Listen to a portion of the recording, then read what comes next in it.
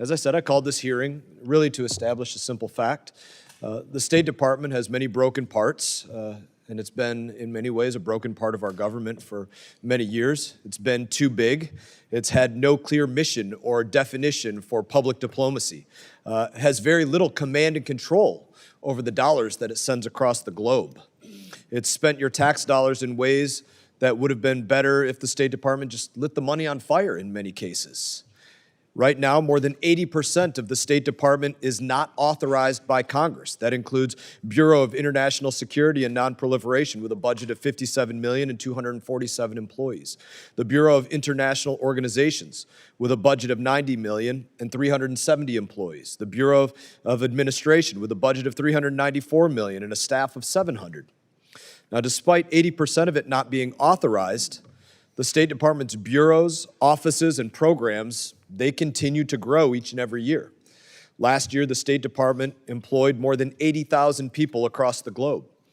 Between the year 2000 and the year 2024, the State Department's budget grew from roughly $9.5 billion to more than $55 billion over the course of that time. Where did that money go? Does our foreign policy feel like it's 5 times more effective as we've spent 5 times more dollars? Instead, we've had a State Department with plenty of duplicative programs, but again, not a clear mission and a clear outline on how to go out there and affect the missions positively on behalf of the American people and all of our interest. The largest operation of the State Department in any of our lifetimes was the withdrawal from Afghanistan, which was an abysmal failure.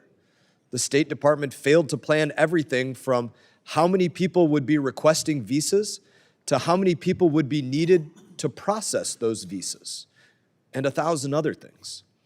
The State Department is too big, and it's also unaccountable because we've not conducted a comprehensive, standalone reauthorization since 2002. It's also prioritizing the wrong things, in my opinion.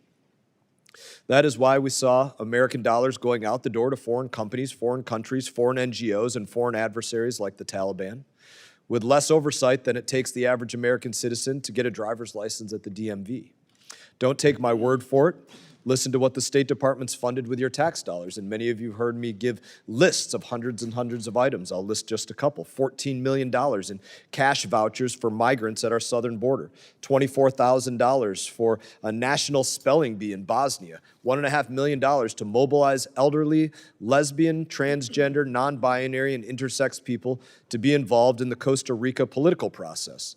$20,000 for a drag show in Ecuador, $32,000 for an LGBTQ comic book in Peru. I would challenge anybody in here to refute that American tax dollars were not spent in this way. I don't see anybody refuting that. I have hundreds of more examples of these, if not thousands. We have proof that these things happened. We have the documents, we have the photos, we have the receipts. These things are too stupid for us to try and make up, really. But this is not about scoring political points with each of those, otherwise I'd give the full list. These programs were funded with American tax dollars because somewhere, some person down the line at the State Department thought that programs like that were actually public diplomacy. This spending was not life-saving. It didn't make American citizens visiting those countries safer or American businesses operating there more prosperous or a better partner. It didn't bring any of the countries in which the money was spent closer to America. In fact, many of these countries actively opposed what the State Department was actually doing. Yet State Department officials thought this was public diplomacy and exactly what America should be doing. Again, I personally disagree with that definition of public diplomacy, but we should have this debate, and we should figure out what American tax dollars should and should not be used for abroad. And that's what the debate about a State Department reauthorization is all about. That's what this hearing and a reauthorization process will accomplish. We need to restore command and control over the State Department so that you don't have USAID betraying its core mission by funding an $850,000 transgender job fair in Bangladesh or a $15 million in condoms to the Taliban. That did nothing to bolster America's national security.